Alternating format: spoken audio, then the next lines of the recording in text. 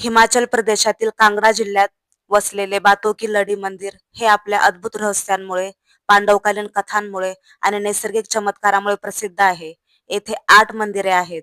ही मंदिरे वर्षातील सुमारे 8 महिने पूर्णपणे पाण्यात बुडालेली असते. तरीही आश्चर्याची गोष्ट म्हणजे इतक्या दीर्घकाळ पाण्यात राहून सुद्धा मूर्तीला व मंदिराला कोणतीही इजा होत नाही.